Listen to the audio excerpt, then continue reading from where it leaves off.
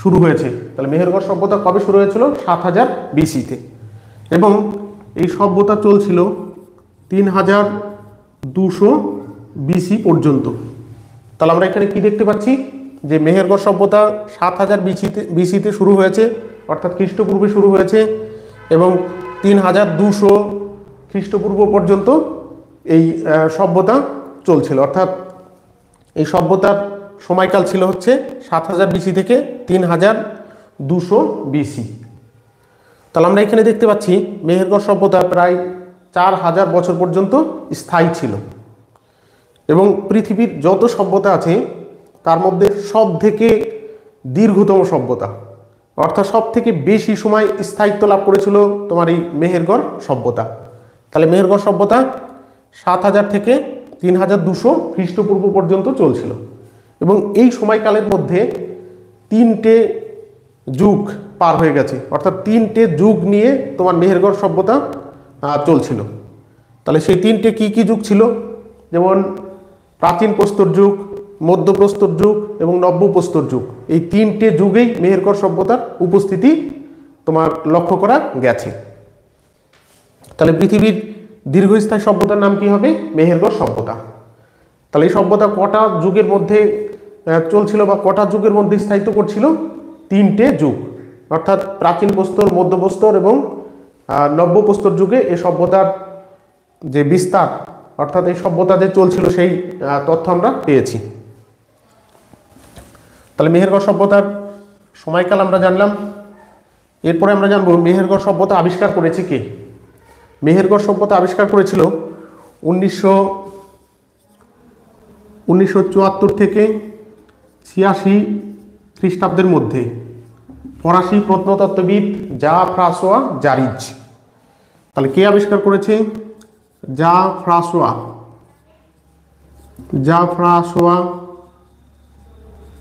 জারিজ।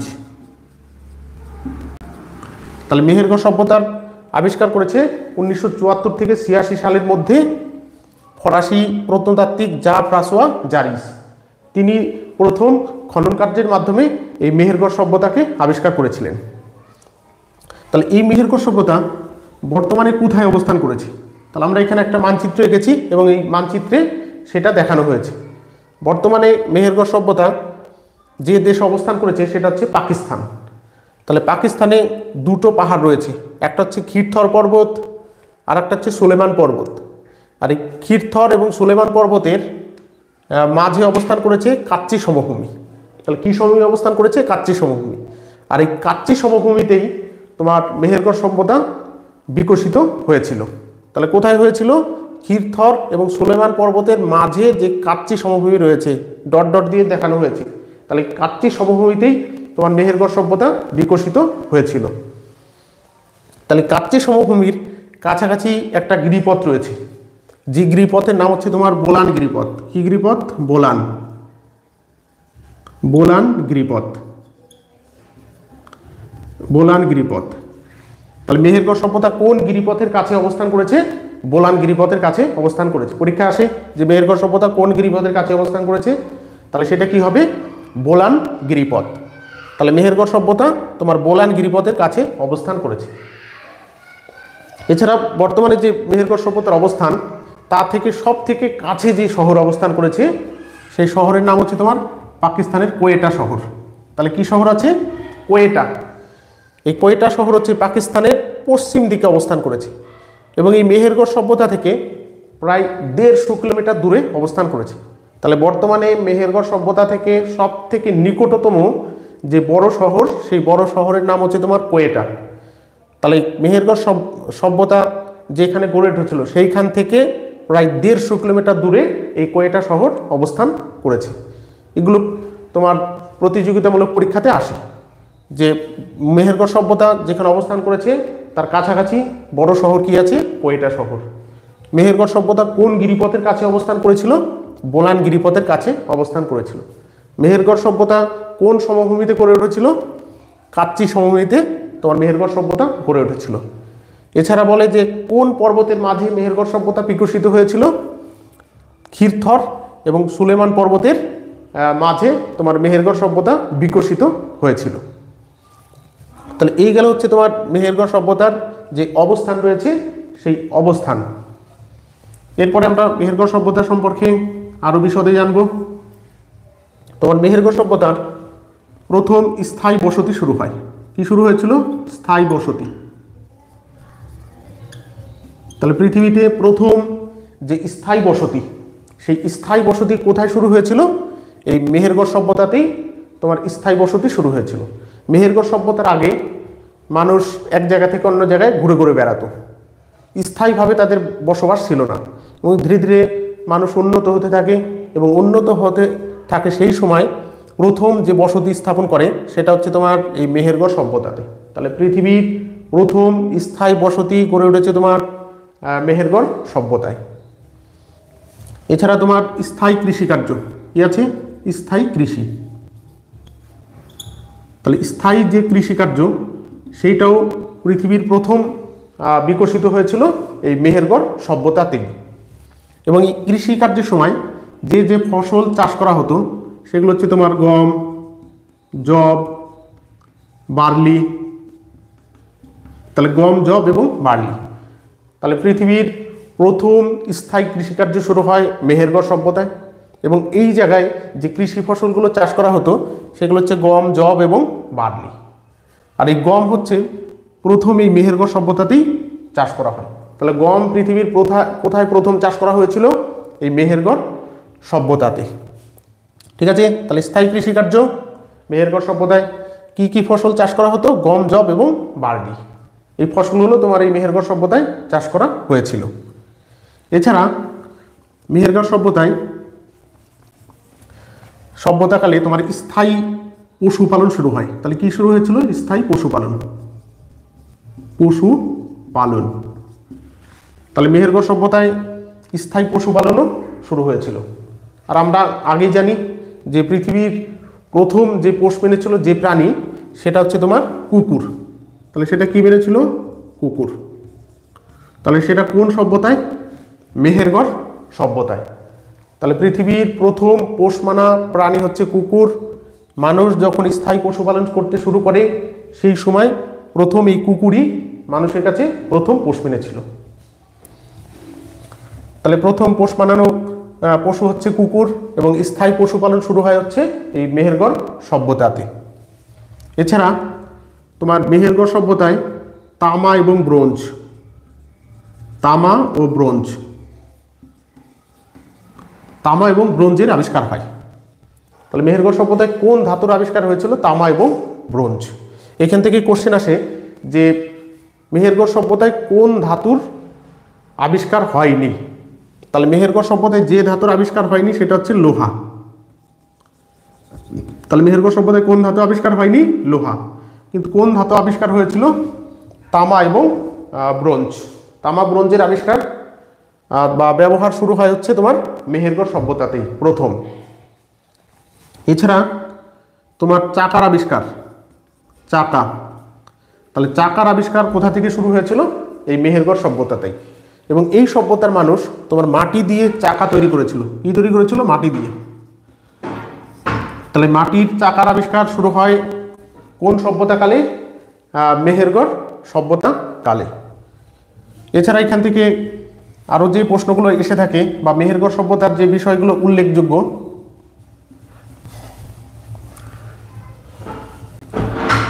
সেগুলো হচ্ছে তোমার গেরুয়া বর্ণের মৃৎপাত্র, গেরুয়া বর্ণের মৃৎপাত্র। তাহলে গেরুয়া বর্ণের যে মৃৎপাত্র, সেই গেরুয়া বর্ণের মৃৎপাত্র প্রথম তৈরি করা হয়েছিল এই মেহেরগড় সভ্যতায়।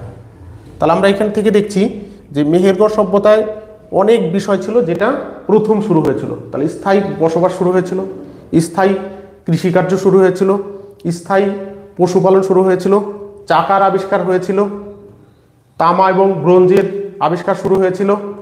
এছাড়া লোহার আবিষ্কার সে সময় হয়নি। এছাড়া তোমার গেরুয়া বর্ণের যে মৃৎপাত্র, সেই গেরুয়া বর্ণের মৃৎপাত্রেরও ব্যবহার শুরু হয় হচ্ছে তোমার ওই মেহেরগড় সভ্যতা থেকে। ঠিক আছে। তাহলে আমরা প্রথমে কি পেলাম? পৃথিবীর দীর্ঘস্থায়ী সভ্যতাগুলোর মধ্যে প্রথম হচ্ছে মেহেরগড় সভ্যতা, যেটা প্রায় 4000 বছর ধরে চলছিল এবং 3টে যুগ এই সভ্যতা চলছিল। তাহলে প্রাচীন প্রস্তর যুগ, মধ্যপ্রস্তর যুগ এবং নব্যপ্রস্তর যুগ কাল পর্যন্ত মেহেরগড় সভ্যতার অস্তিত্বের কথা আমরা জানতে পেরেছি। তাহলে এই সাপেক্ষে আমরা আরও কিছু তথ্য জেনে নেব, পুরাতত্ত্ব বিষয়ের কিছু তথ্য আমরা জেনে নেব। যেমন পৃথিবীর যে পুরাতত্ত্ব বিভাগ বা পুরাতত্ত্ব বিভাগের যে কার্যালয় সেটা অবস্থিত হচ্ছে তোমার ডেনমার্কের কোপেনহেগেন।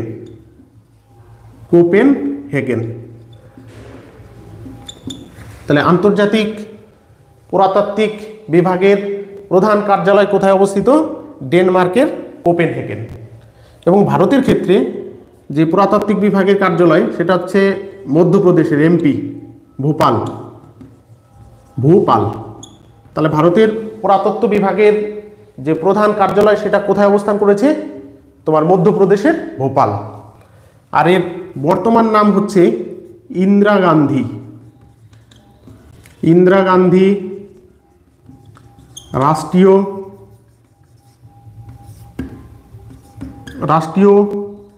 পুরাতত্ত্ব বিভাগ। ইন্দিরা গান্ধী রাষ্ট্রীয় মানব সংগ্রহালয়, বলেছে একটু মানব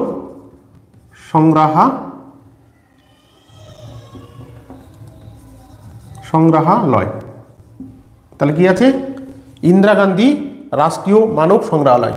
তাহলে ভারতের পুরাতত্ত্ব বিভাগের কার্যালয় হচ্ছে মধ্যপ্রদেশের ভোপালে অবস্থান করেছে, আর এই কার্যালয়ের নাম হচ্ছে ইন্দিরা গান্ধী রাষ্ট্রীয় মানব সংগ্রহালয়।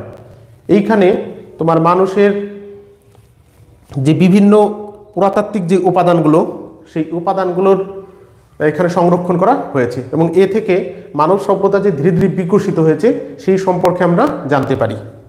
তাহলে পৃথিবীর পুরাতত্ত্ব বিভাগের কেন্দ্রস্থান হচ্ছে ডেনমার্কের কোপেনহেগেন, ভারতের মধ্যপ্রদেশের ভোপাল, যেটা ইন্দিরা গান্ধী রাষ্ট্রীয় মানব সংগ্রহালয় নামে পরিচিত। ঠিক আছে? তাহলে পুরাতত্ত্ব বিভাগ ভারতের কোন মন্ত্রণালয় দেখাশোনা করে? এই কোশ্চেনগুলো এসে থাকে।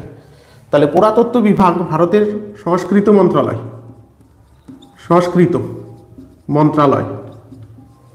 তাহলে পুরাতত্ত্ব বিভাগ ভারতের কোন মন্ত্রণালয় দেখাশোনা করে? পুরাতত্ত্ব বিভাগ ভারতের যে সংস্কৃত মন্ত্রণালয় রয়েছে সেই সংস্কৃত মন্ত্রণালয় দেখাশোনা করে থাকে। এবং ভারতে এই পুরাতত্ত্ব বিভাগের জনক বলা হয় লর্ড কানিংহামকে। কাকে? Lord Cunningham. তাহলে ভারতের পুরাতত্ত্ব বিভাগের জনক কাকে বলা হয়েছে? কানিংহামকে। এবং এই কানিংহাম 1861 খ্রিস্টাব্দে ভারতে প্রথম পুরাতত্ত্ব বিভাগের স্থাপনা করে, বা ভারতে 1861 খ্রিস্টাব্দে প্রথম পুরাতত্ত্ব বিভাগ স্থাপিত হয়। আর এই পুরাতত্ত্ব বিভাগের জনক বলা হয়েছে লর্ড কানিংহামকে। আর এই সময় অর্থাৎ 1861 সালে যখন ভারতে পুরাতত্ত্ব বিভাগ স্থাপিত হয়েছে সেই সময় ভারতের ভাইসরয় ছিল লর্ড ক্যানিং। তাহলে এই সময় ভাইসরয় কে ছিল? লর্ড ক্যানিং। তাহলে ভারতের পুরাতত্ত্ব বিভাগের জনক হচ্ছে লর্ড কানিংহাম। 1861 খ্রিস্টাব্দে এই পুরাতত্ত্ব বিভাগ স্থাপিত হয় ভারতবর্ষে এবং এই সময় ভারতের যে ভাইসরয় ছিল তার নাম হচ্ছে লর্ড ক্যানিং। অর্থাৎ লর্ড ক্যানিংয়ের ভাইসরয় থাকাকালীন তোমার 1861 খ্রিস্টাব্দে লর্ড কানিংহাম এই পুরাতত্ত্ব বিভাগ স্থাপনা করেছিল। এবং এই বিভাগ দেখাশোনা করে বর্তমানে ভারতের যে সংস্কৃত মন্ত্রণালয় রয়েছে সেই সংস্কৃত মন্ত্রণালয় এর ভালো মন্দ বিভিন্ন বিষয়গুলো দেখাশোনা করে থাকে। তাহলে এই বিষয়গুলো তোমার বিভিন্ন দেখাশোনা করে। এছাড়া ইতিহাস সম্পর্কিত কিছু ঐতিহাসিক রয়েছে যারা বিভিন্ন মতবাদ দিয়েছে, যেমন ঐতিহাসিক বিউরি। তাহলে কি আছে? ঐতিহাসিক বিউরি একজন বিখ্যাত ঐতিহাসিক হচ্ছে বিউরি। তিনি বলেছেন ইতিহাস হচ্ছে বিজ্ঞান, এর থেকে কমও নয়, এর থেকে বেশিও নয়। এটা কে বলেছে? ঐতিহাসিক বিউরি। তাহলে ঐতিহাসিক বিউরি একটা উক্তি করেছেন যে ইতিহাস হচ্ছে একটা বিজ্ঞান, এর থেকে কমও নয়, এর থেকে বেশিও নয়। এছাড়া আরও কয়েকজন ঐতিহাসিক রয়েছে তোমার, যারা এই ইতিহাসের বিষয় সম্পর্কে গবেষণা করেছেন এবং বিভিন্ন মতবাদ দিয়েছেন, যেমন থমসন।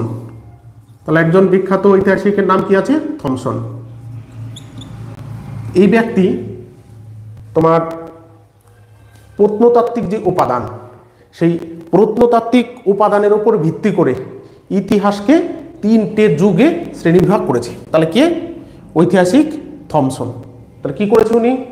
যে প্রত্নতাত্ত্বিক উপাদান পাওয়া গেছে, সেই প্রত্নতাত্ত্বিক উপাদানের উপর ভিত্তি করে ইতিহাসকে 3টে যুগে শ্রেণীবিভাগ করেছেন। তাহলে কিসের উপর ভিত্তি করে? প্রত্নতাত্ত্বিক উপাদানের উপর ভিত্তি করে। এছাড়া তোমার আরেকজন ঐতিহাসিক রয়েছে, যার নাম হচ্ছে জন ব্রুস। কি আছে? জন ব্রুস।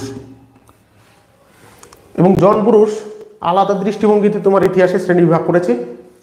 তিনি যে লিখিত উপাদানগুলো পাওয়া গেছে প্রত্নতাত্ত্বিক উপাদান হিসাবে, সেই লিখিত উপাদানের উপর ভিত্তি করে ইতিহাসের যে যুগ, সেই যুগের তিনি শ্রেণীবিভাগ করেছেন। ঠিক আছে? তাহলে থমসন প্রত্নতাত্ত্বিক উপাদানের উপর ভিত্তি করে ইতিহাসকে শ্রেণীবিভাগ করেছেন, এবং জন ব্রুস তোমার লিখিত উপাদানের উপর ভিত্তি করে ইতিহাসের শ্রেণীবিভাগ করেছেন। তাহলে এই হচ্ছে তোমার মেহেরগড় সভ্যতা এবং তার সম্পর্কিত কিছু আনুষঙ্গিক কোশ্চেন। মেহেরগড় সভ্যতা থেকে এর মধ্যে থেকেই তোমার কোশ্চেন আসে, এর বাইরে কোশ্চেন সাধারণত আসে না। তাহলে আজকের মতো লাইভ ক্লাস এখানেই শেষ করা হচ্ছে। যারা ভিডিওটি দেখবে তারা অবশ্যই লাইক, কমেন্ট এবং শেয়ার করে দেবে।